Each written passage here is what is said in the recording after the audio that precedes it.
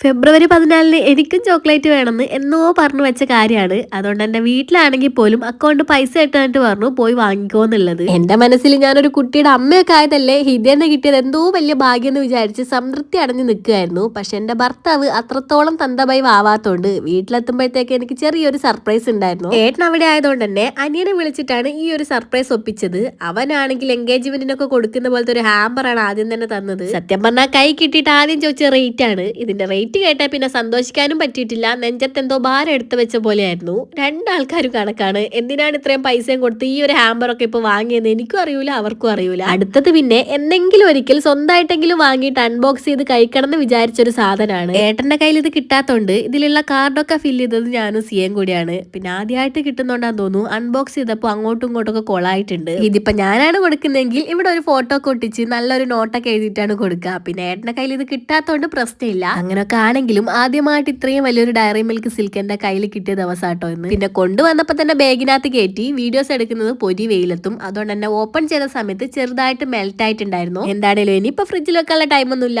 മക്കൾ രണ്ടാൾക്കാരും കാത്തിക്കാണ്. അപ്പൊ നമുക്ക് പോയിട്ട് മൂന്നാമത്തെ ഗിഫ്റ്റ് എന്താന്ന് കാണാം. മൂന്നാമത്തെ ഗിഫ്റ്റ് സത്യം പറയുകയാണെങ്കിൽ ഞാൻ ഒട്ടും പ്രതീക്ഷിക്കാത്ത ഒരു സാധനമായിരുന്നു. ആദ്യം ഈ ഒരു പെട്ടി കണ്ടപ്പോൾ ഞാൻ വിചാരിച്ചു ഈ പ്രാവശ്യം വാച്ചാന്നുള്ളത്. പക്ഷെ വാച്ചല്ലായിരുന്നു കേട്ടോ. ഇത് തുറന്നു നോക്കിയപ്പോഴാണ് ഒരുപാട് നാളായിട്ട് ഞാൻ വാങ്ങണം എന്ന് വിചാരിച്ചിട്ടുള്ള ഒരു മൈക്കായിരുന്നു സംഭവം. ഇതെനിക്ക് ശരിക്കും ഒരു സർപ്രൈസ് ആയിരുന്നു കേട്ടോ. പിന്നെ മുട്ടായിക്ക് ഇങ്ങനെ ഇട്ടോണ്ട് മക്കൾ അവിടെ നിന്ന് ബഹളം കൂട്ടാണ്. ഞാൻ പോയിട്ട് അവർക്കൊന്ന് വീതം വെച്ച് കൊടുക്കട്ടെ. അപ്പൊ ഇന്നത്തെ വീഡിയോ എത്രയുള്ളൂ.